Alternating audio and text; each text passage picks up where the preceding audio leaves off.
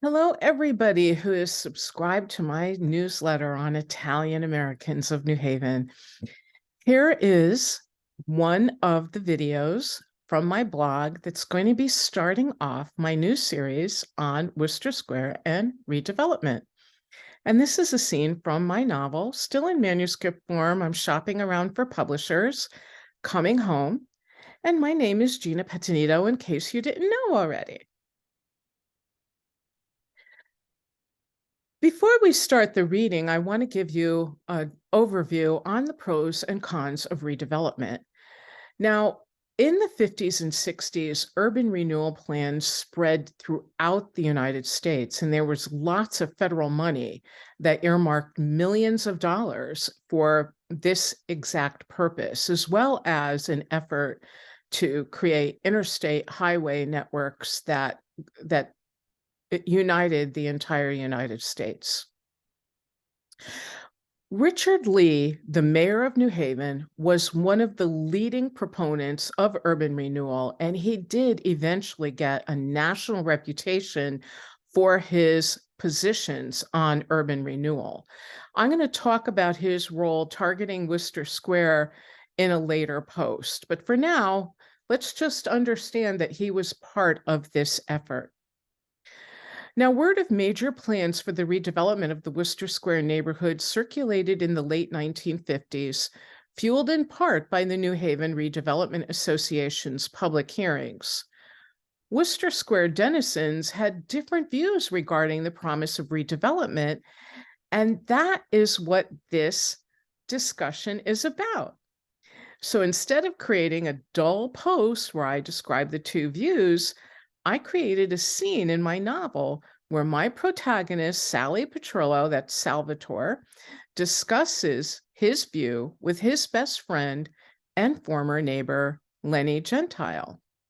I hope that this dialogue enables you to see how reasonable people can differ on a government project that will transform their lives. So here's the setup for what I'm going to read. It's May 1956. Salvatore Petrillo, is having dinner with his best friend and former neighbor, Lenny Gentile, and his wife, also a former neighbor, Louise Maniello Gentile. They actually got married during World War II. Sally's mother was recovering in the hospital after gallbladder surgery, and Sally was the only brother still living at home in the cold water flat that he shared with his mother and father. By this point, he was running a moderately successful bakery business on Grand Avenue, a busy commercial street that ran from east to west at the northern end of the Wooster Square neighborhood. So with no further ado, here's the scene.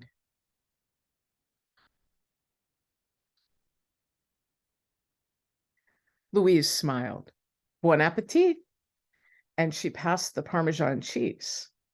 So when does your mama return home? They say she'll be able to come home in a couple of days, Sally said, but she has to take it easy. Lenny and Louise exchanged a glance, eyebrows raised. Sally instantly caught their expressions. What? Louise cast her eyes downward. Oh, come on, I know something is up. Really, nothing.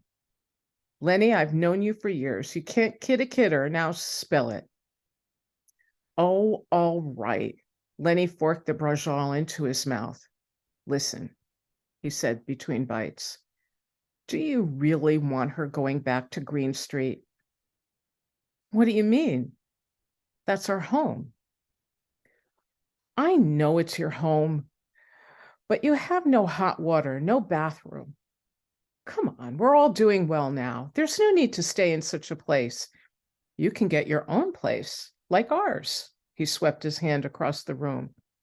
Plenty of room, hot water, central heating. Lenny leaned forward. Our own bathroom. He sat back in the chair. Seriously, there's a house for sale on Farron. I bet you can get a mortgage for it, better than what you have now. Sally swallowed a mouthful of rigatoni. washing it down with some wine. We've been all through this. She and Papa can't read. They speak broken English. They don't drive. All their friends live in the neighborhood and they're happy. Besides, the house is big now. Everyone's out except me, just 3 people in the house, and I'm just there to eat and sleep. Come on, Sally. Do you really want your mother to heat up water on the stove, to use chamber pots, to not even have a bath to soak in? Mind your business, Lenny, okay? We'll move when we move. A bitter heat rose from his gut to his head. They eat a few more forkfuls in silence. And that youth center Father Joe wanted, all the money is going into repairing the church, the hall, the school. First the roof, then the plumbing, always something. You wonder if it'll ever get built the way everything is going. Everyone's doing the best they can, Sally scowled, and they fell into silence once again. A redevelopment meeting is coming up, Louise said breezily. Mayor Lee has some great new ideas. Thieves, Sally muttered. What you say? Lenny asked. Nothing. Listen, Sally, you know as well as I do the neighborhood needs redevelopment. Some of the houses are falling apart, trash in the yards. Something needs to be done. And they really need to be modernized, Louise added.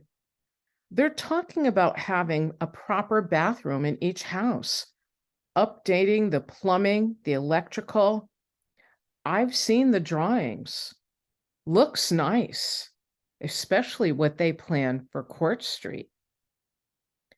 Those dumps, Lenny said. You remember, Sally, how we dreaded walking past those flop houses back and forth to Hill House, drunks on the stoops, bothering us for a dime?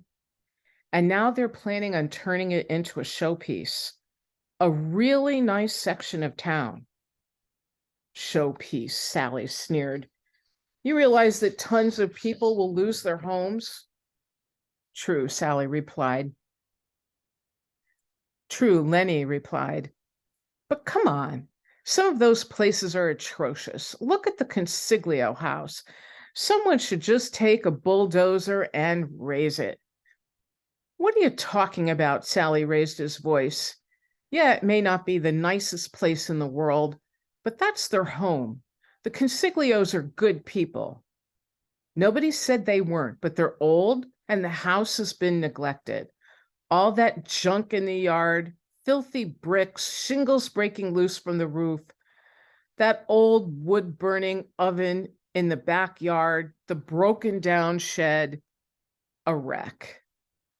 Okay, so say they come in and raise the house. Where they're going to go? Why do people think only of buildings and not people? People, Lenny sneered. How can people live in such hovels? How can they raise a family, sharing a stinking toilet with a family with 10 kids and the other family with 11? Why do the kids have to go to the Y and take a bath?